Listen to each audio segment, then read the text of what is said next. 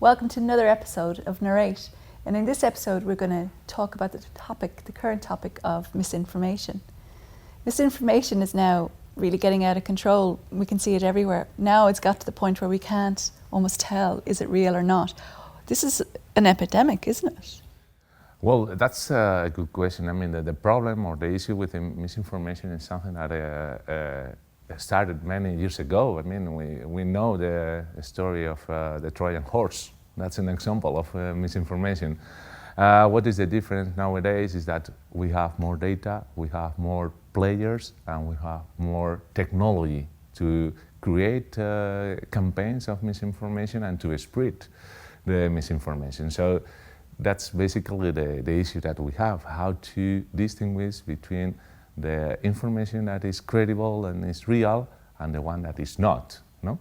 And this is basically the problem. And the internet and basically in the social networks is something that is growing a lot in the last years. But it's not different as the misinformation that we have in the real life, in a restaurant, when we have a group of people talking about something and you are able to hear something or you are in the bus and you believe on something. The problem is to what extent that information can be spread. In a restaurant can affect 2-3 people, but in the internet can affect thousands, even millions. No?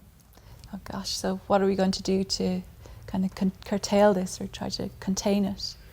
I think we cannot actually contain. What we can do is basically to equip verifiers that are, let's say, the professionals fighting misinformation with the right tools to detect, to prevent, and to fight, to give them with a kind of sandbox of tools, a toolbox, better said, to flag potential misinformation, to detect bots, to detect viral content, and to be able to do it just in a short time. No? Because once the information or the content is generated and is spread, the point is that the time for you to verify that information is like 10 times more. No? So you don't really have resources to do it at the real time. No? And from my point of view, I think that the point is to create tools to help professionals, verifiers, to detect this type of information, no? and give them the possibility of create easily the argumentation to decide whether or not the information is credible. The speed of everything now, the speed of how something can go viral, that's a massive issue. So it's how do we fight this with AI? How do we use the technology to fight technology? Just to give you a number and a fact, you can create a campaign of misinformation with almost, with just $100. You can buy bots and you can spread information just very quickly, no? So that's, let's say, the channel. Then how the information or the content is generated, of course, with all the AI generative tools that we have. We can create new pictures based on existing ones. We can create images of people. We can clone the voice. We can do many things, no? And once it's launched, it's thrown to the mass, then we should be able to detect that content, and then provide the tools to decide whether they are fake or not. And for doing that, we have also the same technology, basically. No? In the case of AI, what we have to do is to be able to understand the type of content, text in many cases, but nowadays we should be able to process video very fast. Otherwise, the misinformation is becoming a problem.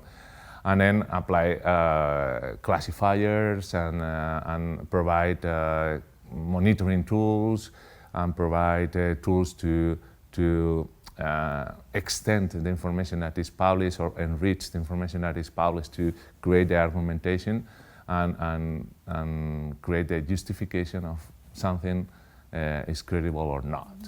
And Juan, there's been a lot of discussion about the internet being mainly made of bots. There must be a lot of cybersecurity issues at this moment in time.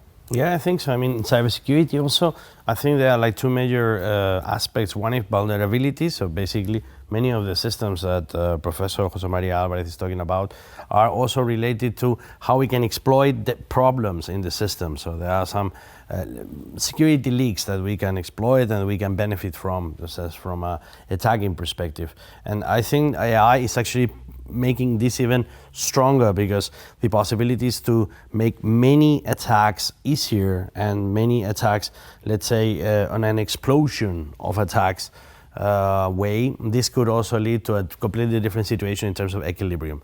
And the second part would be also the possibility of getting on your system. So this ransomware, where you somehow get into a system, cipher everything, and make it impossible to recover this data. So this is also part of these security leaks. There's a lot of social engineering. Often they just send out emails and people fall for them. Yep. Isn't this the... Yes, these phishing techniques, at the end of the day, it's actually trusting in things that you should not. And then, of course, this provides a lot of security problems. And it's, I think, for people that are kind of aware of it, but the vast majority of the population aren't on their phones. Yeah, absolutely. And this also leads to misinformation, no? And the fact that you trust on things that probably are not trustable as such.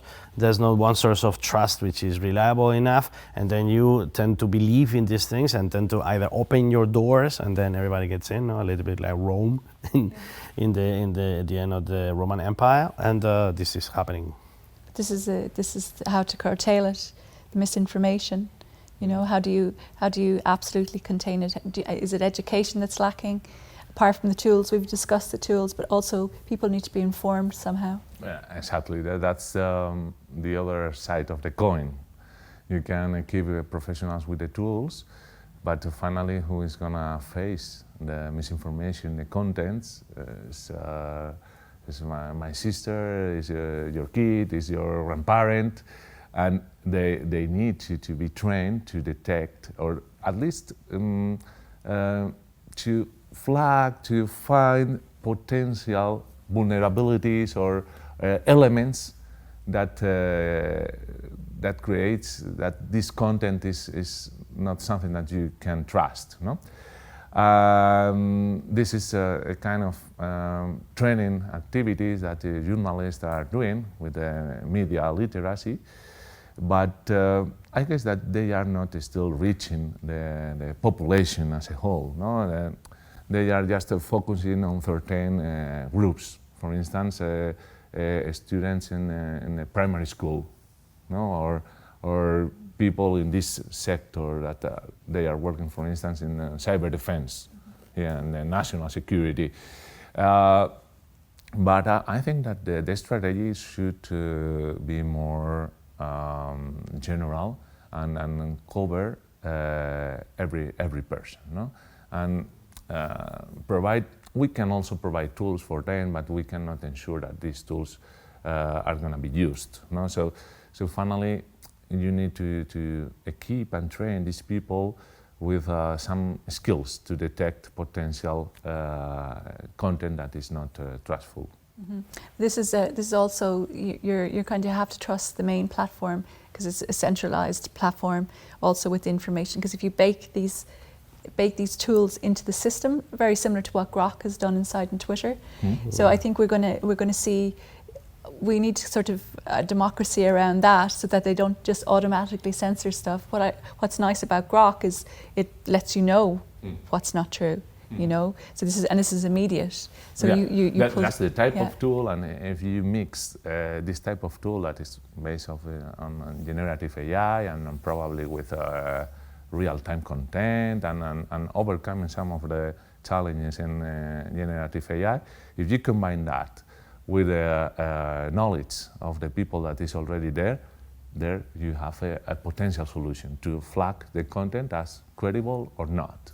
I think that's the good approach. It's the same as we did before with Wikipedia, for instance.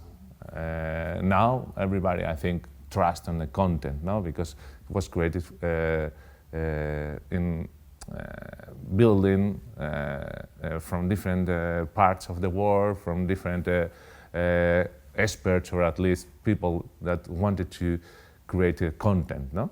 And if you mix those type of capabilities, the technological part with the human knowledge, then you can certify or you can verify that a content or a behavior of some person is correct or not, or is trustful or not. Yes, it should have different certifications for each level of content, you know.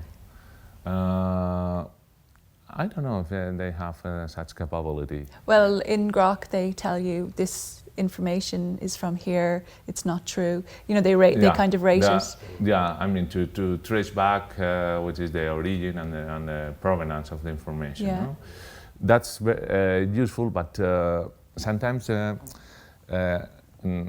in the project we were facing a problem, no? That the misinformation that spread more is that is generated by people that is infected, no?